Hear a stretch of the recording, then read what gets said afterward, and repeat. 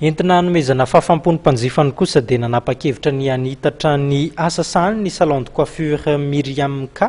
Akoatra ny fanamboarana ny taovolo zany ho hita ao an-toerana ihany koa ny fikarakarana ny endrika amam-bika tsy diso anjara. Ao anatin'izany ny fanomezana endrika tsara ny vehivavy na ihany koa zany lehilahy. Eritaona ny sokafana ny salon de coiffure Myriam K izay nahafantarana azy ny lissage brésilien sy français. Nanitatra ny asa sahany ity salon de coiffure Myriam K ity amin'izao fotoana izao ka ankoatra ny matoerana fanaovam-bolo azy dia manao ireo asa rehetra momba ny filokoloana ny tarehy amam-bika ihany koa i Myriam K. Ireo mpiasa manatanteraka asa eto dia matianina sy efa nahazo fiofanana avy avokoa. Eritaona ny dirana teto Madagasikara ny vokatra fikarakarana volo amin'ny marika Myriam K ka i Madagasikara no mipanaparitaka ofisialy ny vokatra aty amin'ny faritra ny ranomasimbe indianina. Amin'izao ary dia nahatonga vokatra maromaro entina hanatsarana trano volo i Myriam K. Notanterahana moa izany amin'izao akatoky ny fety Noely sy ny faran'ny taona izao. Dia nampiavaka anazy sy mitovy amin'ny salon de coiffure rehetrarehetra fa sy spécialisé zany izy ahita amin'ny resaka lissage brésilien sy ny lissage français. Zany hoe tsy dia tena resaka coiffure be loatra izy fa tena manana activité manokana mihitsy zany Myriam K.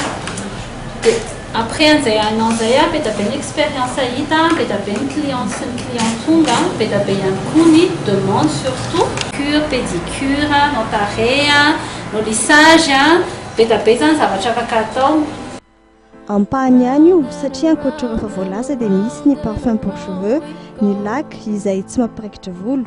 Hita manerana ireo toerana fanaovam-bolo sy filokoloana tarehy amam-bika ampiara-miasa ny Myriam K misa 700 manerana ny Madagasikara ireo vokatra ireo.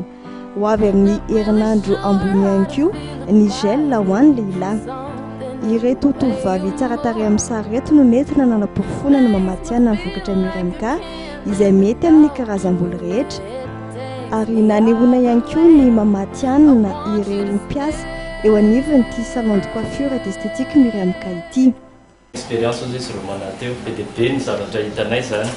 Myriam K Paris manokana dia tsara marena fa zay ny tena ankabehany hoe amaly ny etahitantsika vehivavy moa zany tsika vehivavy sy ny lehilahy koa indrindrandrindra ao amin'izay zavatra izay.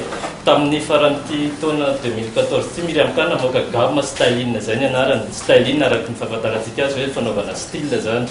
Manana produit anankivaly izy anatin'ilay gamme styline. Ny voalohany ho présenteko anareo dia ny cire. Misy hoe cire mat.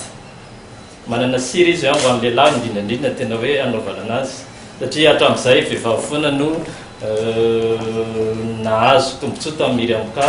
Ankehitriny zany efa afaka koa tsika lehilahy hoe mividy an'ilay produit zay efa afaka mamaly ny etahitantsika sahady. Tsy voatery mampiasa produit Myriam K fa mampiasa an'ilay cire fa na avy manasa loha tsika ka mba te hanao metimety an'ilay hivoaka ny trano dia afaka mampiasa ny cire. Misy aty hoe cire mat dia cire brillant. Amin'ny fiandohan'ny taona 2024 dia isokatra ihany koa ny salon VIP an'ny Myriam K eto Antananarivo ary isy ihany koa ny ivitoerana mpampiofana Myriam K. Eny ary tompoko lasy tompoko vavy izay ihany koa no anakatonantsika tanteraka ny pejy ny fampalalam-baovao tamin'ity takariva ity.